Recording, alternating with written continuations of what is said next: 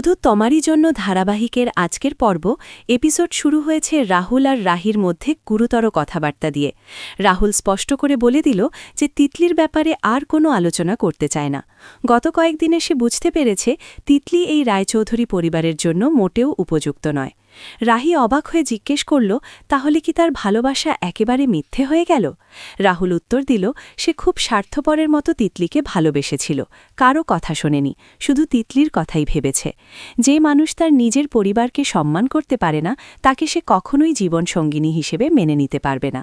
তাই এই বিষয়ে আর কথা না বাড়ানোর অনুরোধ করল। রাহি জানতে চাইল সে কি সত্যি এই ভুল বিয়েটা থেকে মুক্তি পেতে চায়, কিন্তু রাহুল কোনো জবাব না দিয়ে সেখান থেকে চলে যেতে চাইল। এদিকে নববর্ষের উৎসবের মাঝে রাজীব চৌধুরী সবাইকে ডেকে একটা বড় খবর দিলেন। তিনি জানালেন তাদের অনেক দিন ধরে বন্ধ থাকা কারখানা আবার চালু হচ্ছে। পুরো পরিবার আনন্দে উচ্ছ্বসিত হয়ে উঠল। রাজীব চৌধুরী আরও বললেন, আজ রাহিমার হাতে গোপাল প্রতিষ্ঠা হয়েছে, আর আজই এত বছরের সমস্যা দূর হয়েছে। তাদের বাড়িতে যেন মা লক্ষ্মীর আশীর্বাদ নেমে এসেছে। তারপর তিনি সিদ্ধান্ত নিলেন নতুন ব্যবসার নতুন উইংটা রাহিমার নামে করা হবে। রাহি বলল, সে তো কিছুই করেনি। রাজীব চৌধুরী হেসে বললেন, সবই ভগবানের ইচ্ছা, এটা রাহির ভাগ্যেই হয়েছে। বারান্দা থেকে তিতলি পুরো ঘটনা দেখছিল। সে রাগে ফেটে পড়ছিল, কারণ সে কল্পনাও করতে পারেনি যে রাহি এত সহজে সবার মন জয় করে নেবে। পরের দৃশ্যে বড় পিসিমণি এসো হে বৈশাখ গান গেয়ে নাচতে শুরু করলেন। ভীমু আর মিমু তাকে উৎসাহ দিচ্ছিল।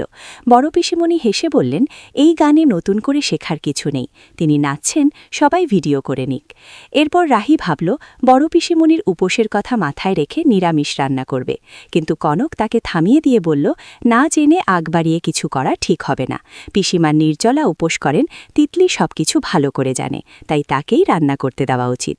অন্যদিকে তথাগত বাবু আর সুজাতা তিতলি নিয়ে খুব চিন্তিত। তথাগত বললেন তিনি ভাবতেই পারছেন না তিতলি এমন কাজ করতে পারে, যেন তার মাথায় শয়তান ভর করেছে।